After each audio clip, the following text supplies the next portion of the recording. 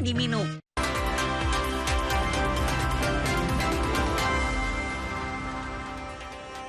Terima kasih Anda masih bersama kami, saya Cindy Permadi. Saudara Menteri Koordinator Bidang Hukum, HAM, Imigrasi dan Pemasyarakatan, Yusril Iza Mahendra bilang pengunjuk rasa yang ditahan merupakan orang yang terlibat tindak pidana. Yusril menjelaskan pengunjuk rasa yang ditahan dan ditetapkan sebagai tersangka bukan pengunjuk rasa murni untuk menyampaikan aspirasi.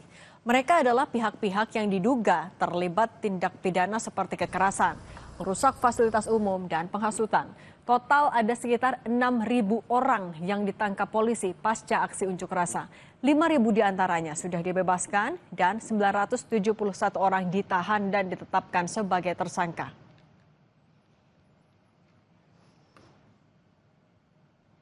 Yang sekarang ditahan dan berstatus sebagai tersangka ada 971 orang. Itu tindak pidana umum ditahan yang ikut demonstrasi itu karena mereka terlibat dalam tindak pidana yang diduga antara lain melakukan kekerasan, melakukan penjarahan, melakukan penghasutan, melawan petugas yang sah, dan lain-lain sebagainya. Tapi kalau murni mereka itu melakukan demonstrasi, itu tidak ada satupun di antara mereka yang ditangkap, diamankan, apalagi ditahan. Sementara itu, Polda Metro Jaya masih mencari 2 orang yang dilaporkan hilang oleh Kontras pasca aksi unjuk rasa pada Agustus lalu. 2 orang yang masih dilaporkan hilang, yakni Farhan Hamid dan Reno Syah Putradewo. Kabid Humas Polda Metro Jaya, Brigjen Ade Arysyam Indradi menegaskan komitmen Polri dalam pencarian orang hilang pasca aksi unjuk rasa. Sebelumnya, Polda Metro Jaya juga membuka posko pengaduan orang hilang. Posko ini diperuntukkan bagi keluarga yang belum menemukan anggota keluarganya pasca aksi unjuk rasa.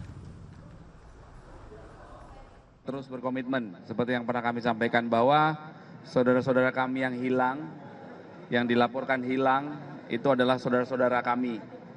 Dan tim sudah berkomunikasi dengan pihak keluarga.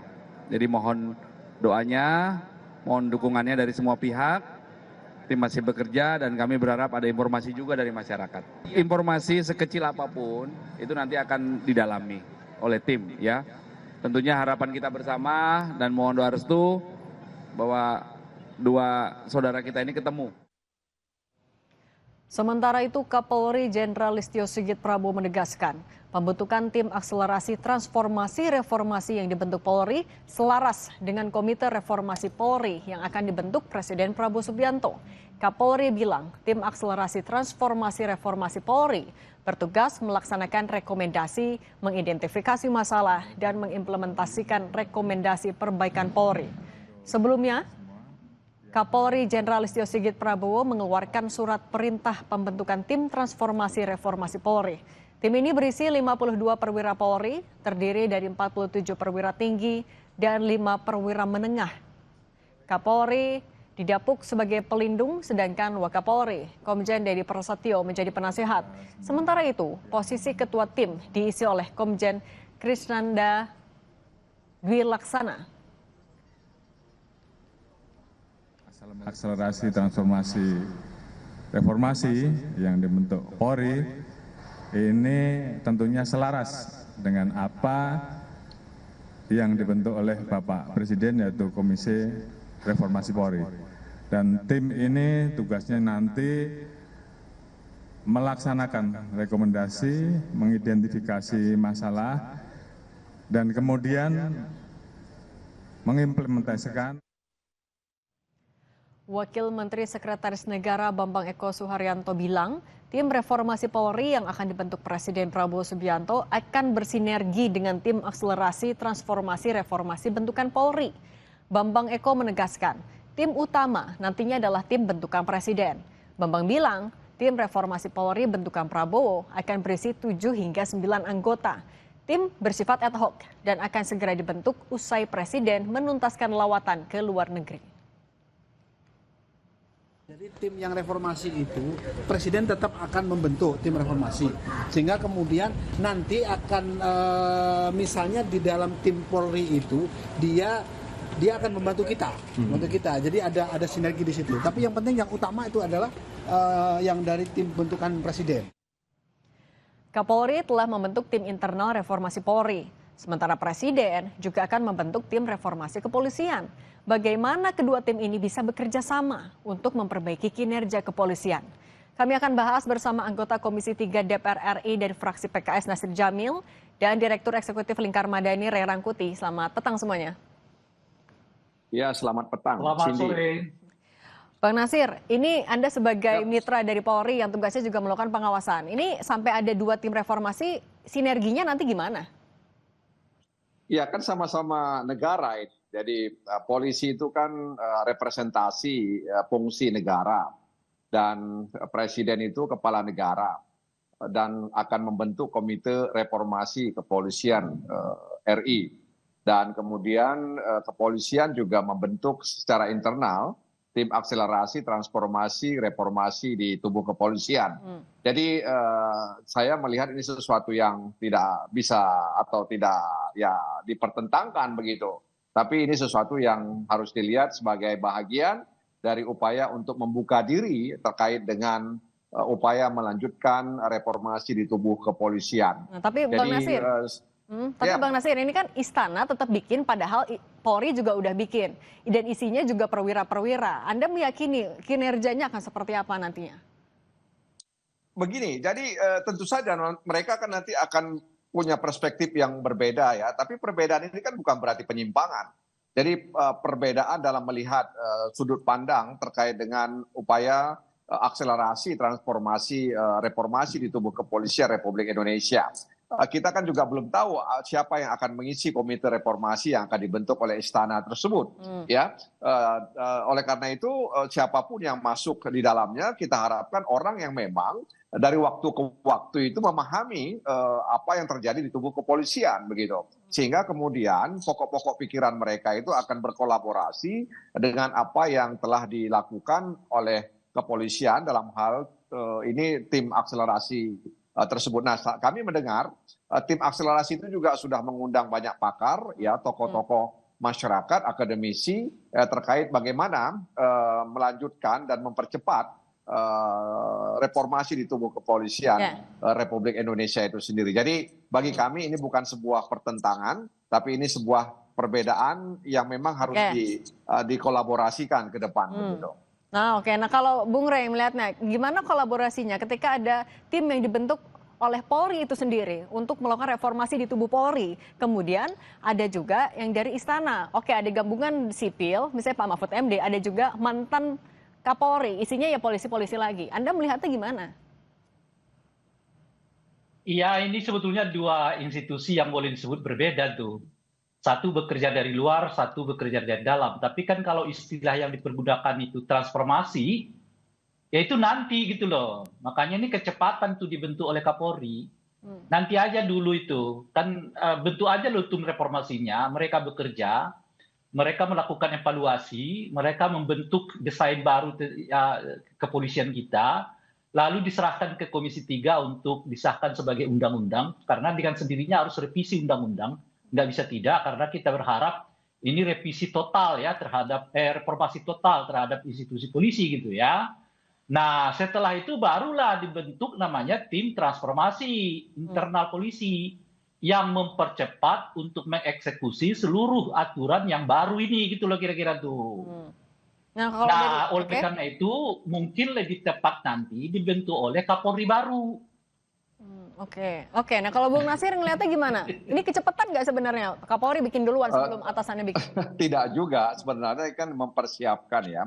Jadi dalam pandangan kami, ketika kemudian terbentuknya tim akselerasi ini, siapapun yang akan menjadi Kapolri ke depan, dia akan kemudian melanjutkan, ya, kemudian menindaklanjuti apa yang sudah diputuskan oleh negara, dalam hal ini yang sudah direkomendasikan oleh komite reformasi kepolisian tadi itu.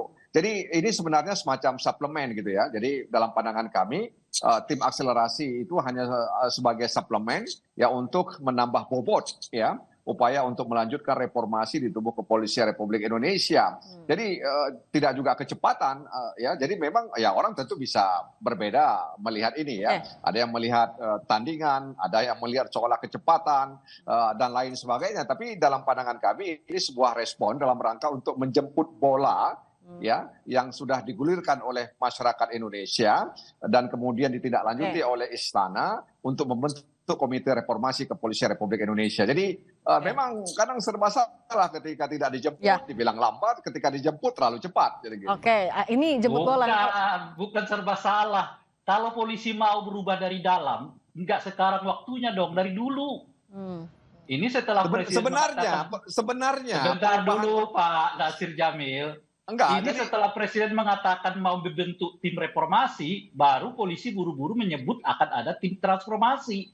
Namanya juga tim transformasi. Kalau tim transformasi itu artinya mempercepat ya. Dengan sendirinya nanti aja kalau usulan reformasinya itu sudah ada. Sudah diputuskan, nah setelah itu tim transformasi ini bekerja. Mengimplementasikan aturan-aturan yang sudah ditetapkan oleh tim reformasi yang disahkan oleh Presiden dan Komisi 3. Itu. Artinya tidak ada yang salah dengan nama itu menurut dalam pandangan saya ya. Tidak ada yang salah. Jadi sebenarnya upaya untuk mengubah ya transformasi itu kan bisa dimaknai tergantung dengan kalimat yang ada di dalamnya itu sendiri. Jadi upaya untuk mempercepat ya, mengubah, memulihkan, memperbaiki, mengembalikan itu kan juga bahagian dari upaya melakukan reformasi itu sendiri. Sebenarnya tahun 98 setahu kami itu sudah ada cetak biru reformasi di tubuh kepolisian Republik Indonesia begitu. Jadi sebenarnya memang orang yang mengikuti dari waktu ke waktu apa yang terjadi di tubuh kepolisian pasti paham itu, kecuali orang yang tidak melihat dari waktu ke waktu apa yang terjadi di tubuh kepolisian. Kita juga mau bahas jadi sebenarnya kalau kita mau lihat masalah di semua lembaga negara memang punya masalah. Bang Nasir. Gitu. Hatta di luar lembaga negara juga punya masalah gitu, Cindy. Jadi saya melihat bahwa masalah itu selalu ada dalam semua organisasi negara maupun organisasi non pemerintah. Nah tapi kita juga mau menyoroti ada soal nama Pak Mahfud MD. Ini salah satunya masuk ke dalam Komite Reformasi bentukan oleh Presiden. Bung Rey, Anda melihat nama Mahfud MD, beberapa nama mantan Kapolri yang disebutkan akan bisa memperbaiki, akan bisa melakukan reformasi itu? Saya tidak mau bicara orang per orang deh. Gitu. Saya mengusulkan ada sekitar 5-6 kriteria lah yang untuk dijadikan sebagai anggota tim reformasi. Satu, tidak berasal dari orang per orang, ya, perwira polisi aktif dan non aktif. Gitu. Kita udah beri kesempatan kepada mereka hampir 20 tahun lebih untuk mereformasi diri sendiri dan hasilnya seperti yang kita alami hari ini. Gitu ya. Yang kedua adalah bukan PNS, ASN, TNI gitu. Yang ketiga datang dari berbagai disiplin ilmu pengetahuan.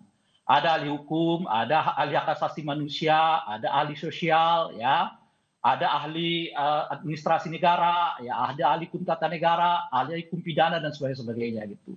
Jadi total hitungan saya betul seperti yang disampaikan oleh pemerintah. Sekitar 9-10 orang lah tim ini gitu. Nah siapa yang masuk ke situ, siapa aja ya memungkinkan. Cuma kalau bisa dari berbagai perspektif ilmu pengetahuan ini gitu loh. Mewakili semua elemen yang bisa mereformasi Polri. Nah kalau dari bukan soal elemennya, ya kan? Tapi datang dari berbagai perspektif ya ilmu pengetahuan gitu. Dari merangkum berbagai perspektif untuk melakukan reformasi Polri. Baik. Bung Rey Rangkuti dan Bung Nasir Jamil, terima kasih sudah berbagi bersama kami di Kompas Petang. Selalu semuanya. Terima kasih. Kami akan kembali dengan informasi personel gabungan dari Kepolisian Resor Yahukimo, Satgas Damai Kartens dan Brimob Polda Papua berhasil mengevakuasi 2 jenazah penambang ditembak KKB.